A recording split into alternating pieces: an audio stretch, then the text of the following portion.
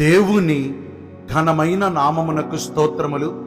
ఈ వాగ్దానమును వింటున్న మీకందరికీ మన ప్రభువును ప్రియ రక్షకుడైన యేసుక్రీస్తు నామములో శుభములు, మా హృదయపూర్వకమైన వందనములు.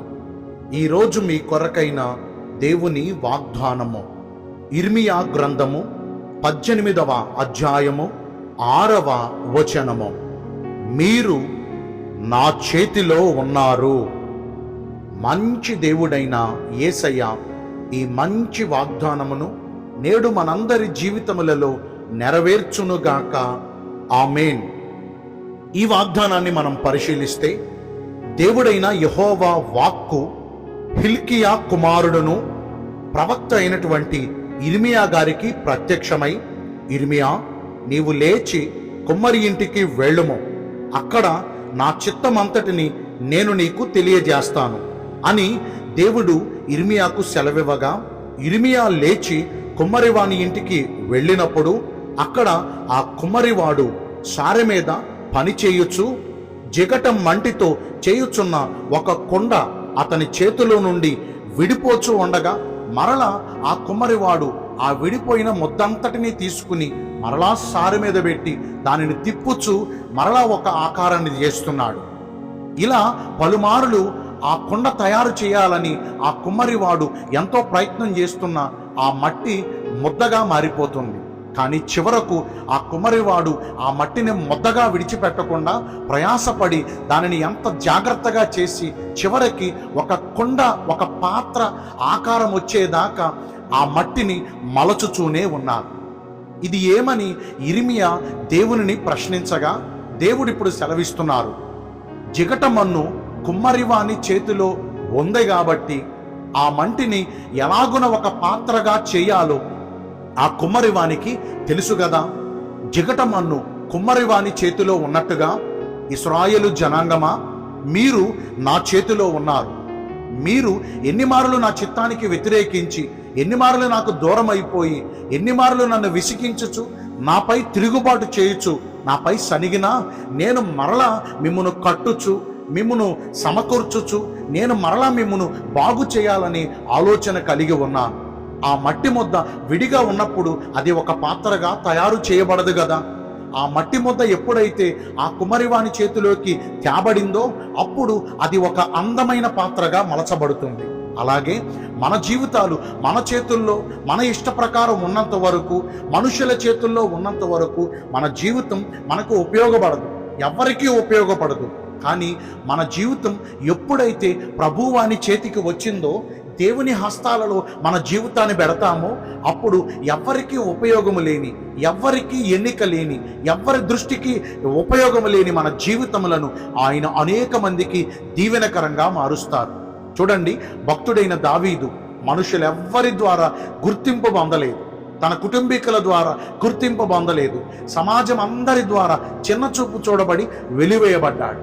కానీ దావీదు దేవుని చేతుల్లో ఉన్నాడు కాబట్టే గొర్రెల కాపరి స్థాయి నుండి ఇశ్రాయేలునకు చక్రవర్తి స్థాయికి దేవుడు దావీదును అభివృద్ధి పరిచారు. 5 రొట్టెలు 2 చిన్ని చేపలు, ఇది చిన్నవాడి చేతిలో ఉన్నంత వరకు ఆ చిన్నవాని ఆకలి కూడా తీర్చలేవు. ఇక 5,000 మంది పురుషులు, అక్కడున్న స్త్రీలు, పెద్దలు, వీరందరి ఆకలి ఎలా తీర్చగలవు?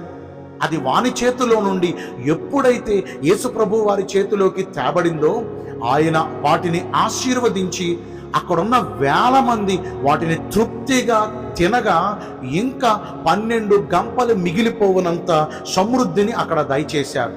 ఆ 5 రొట్టెలు 2 చిన్ని చేపలు ఆయన చేతుల్లోకి వచ్చాయి కాబట్టే కదా అక్కడ అంత సమృద్ధి, అంత ఆశీర్వాదకరమైన అనుభవాలు ఎదురయ్యాయి.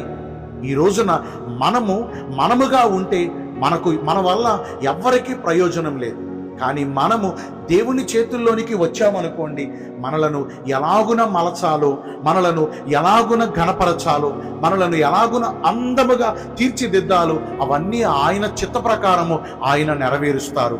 మరి ఈ వాగ్దానాన్ని వింటున్న ప్రియ దైవ జనాంగమా, దేవుడు మన జీవితములను ఆయన చేతుల్లోనికి తీసుకుని అందమైన రీతిగా, ఘనమైన రీతిగా మన జీవితములను వర్ధిల్ల చేయాలంటే మనం ఏం చేయాలో తెలుసా?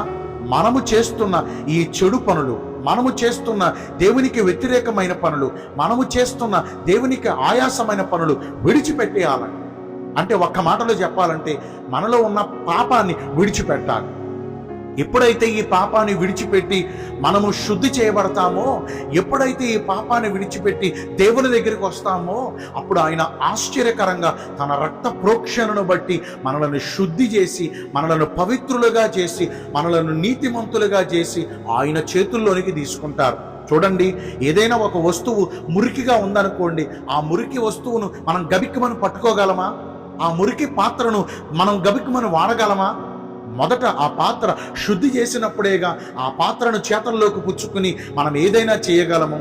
ఈ రోజున మన జీవితం అనే పాత్ర ప్రభు చేతుల్లో ఉండాలంటే మనలను మనము శుద్ధి చేసుకోవాలి కదా.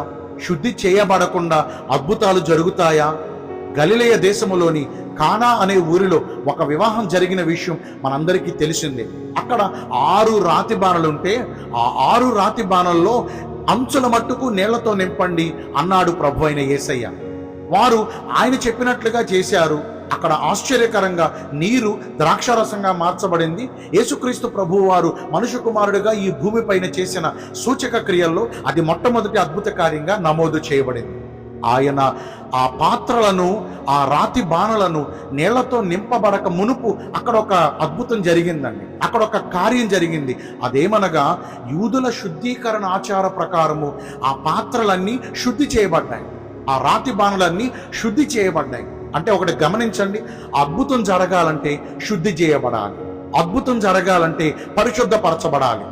ఇశ్రాయేలీయులు యోర్దాను నది దాటి అద్దరి ఉన్న వాగ్దాన భూమికి వెళ్ళాలని ఆలోచన కలిగి ఉన్నారు. ఆ రాత్రి యెహోషువతో దేవుడు సెలవిస్తున్నాడు, రేపు నేను మీ మధ్యన అద్భుతం చేస్తా, ఈ రోజున మిమ్మును మీరు పరిశుద్ధపరచుకోండి అంటున్నాడు. అంటే రేపటి దినమందు అద్భుతం జరగాలంటే ఈ రోజున మనలను మనం పరిశుద్ధపరచుకోవాలి. పరిశుద్ధత లేకుండా ఎవ్వరునూ ప్రభు కార్యాన్ని చూడలేరు. మన దేవుడు పరిశుద్ధుడు కదా, ఆయన చేతుల్లోనికి మనం రావాలంటే మనం పరిశుద్ధంగా ఉండాలి కదా. గత కాలంలో మనం చేసిన పాప దోష అతిక్రమ క్రియలు అనే మాలిన్యాన్ని క్రీస్తు రక్తములో యేసు వాక్యము ద్వారా కడిగుకుని శుద్ధి చేయబడినట్లయితే ఆయన నేడే మనలను తన చేతుల్లోనికి తీసుకుంటారు. అద్భుత కార్యాలు మన జీవితాల్లో జరిగిస్తారు. దేవుడి కొద్ది మాటలు మనందరి వినికిడిలో నెరవేర్చునుగాక. ఆమేన్. మీ అందరి కొరకు వచ్చిన ప్రార్థన చేస్తానండి. పరిశుద్ధుడా, ప్రేమ కలిగిన యేసురాజా, నీ కృప కలిగిన ఘనమైన నామమును బట్టి నిండు మనసుతో కొట్ట కొలదిగా మీకు మా కృతజ్ఞత స్తుతులు స్తోత్రములు వందనాలు చెల్లిస్తున్నాం. మేము నీ చేతుల్లోనికి రావాలంటే, మా జీవితాలలో అద్భుత కార్యాలు మీరు జరిగించాలంటే మేము ఎలాగనో నడుచుకోవాలో మీరు మాతో బోధించారు. నీ చిత్త ప్రకారము జీవించి ఈ వాగ్దాన ఫలమును పొందుకునే కృపను నేడు మాకందరికీ దయచేయండి.